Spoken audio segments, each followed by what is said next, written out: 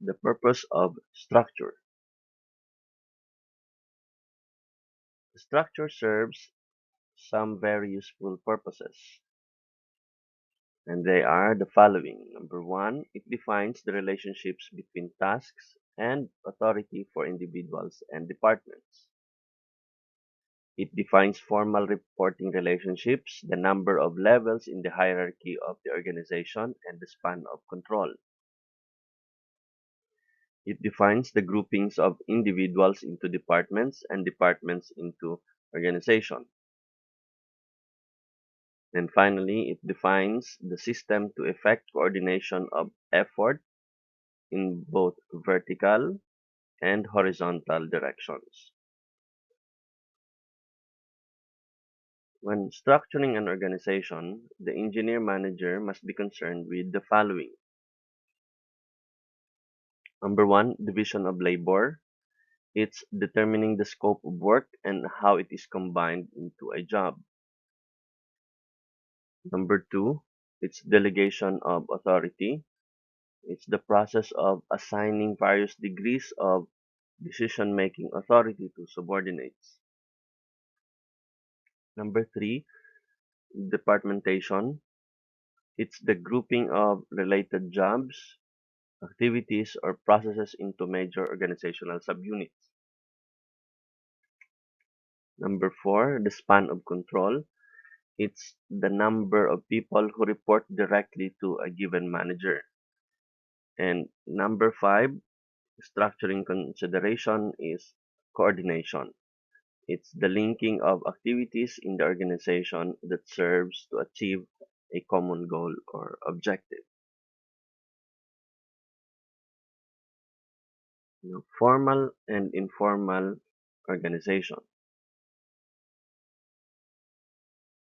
After a plan is adopted, manager will proceed to form an organization to carry out the activities indicated in the plan.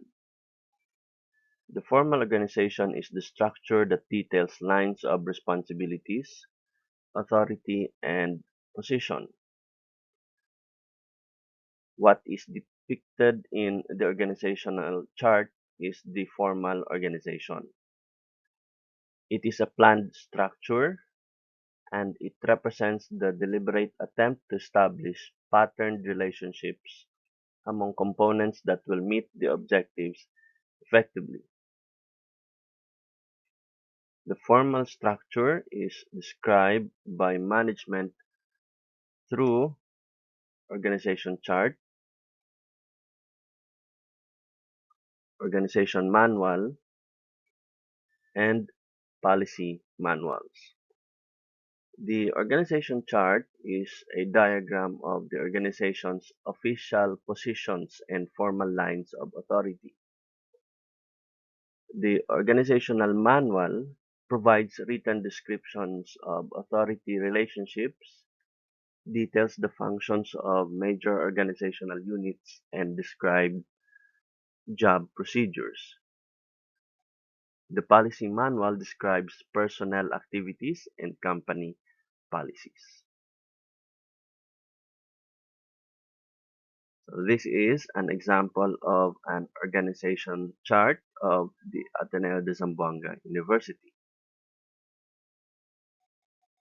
So it shows the organization's official positions and formal lines of authority.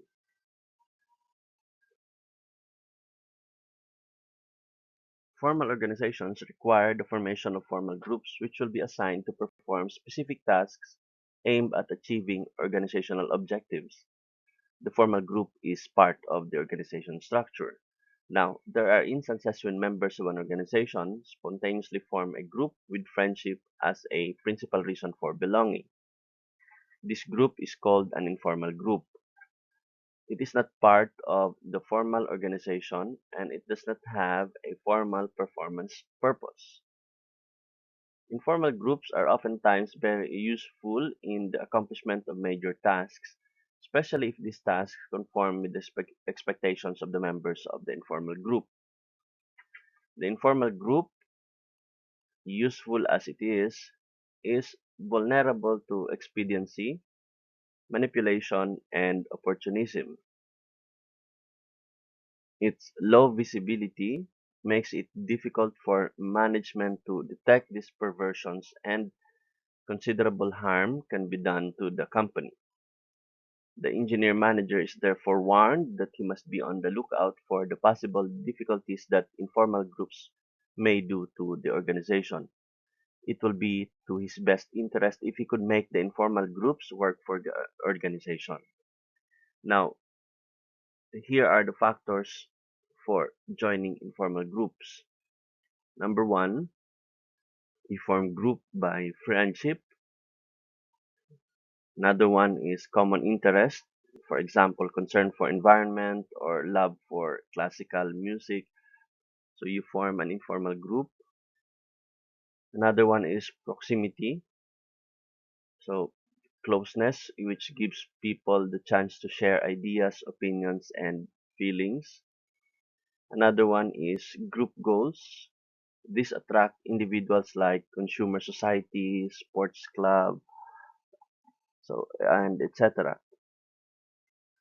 Another factor for joining informal group could be the need for satisfaction. This is the basis for forming unions, cultural societies, and fraternities.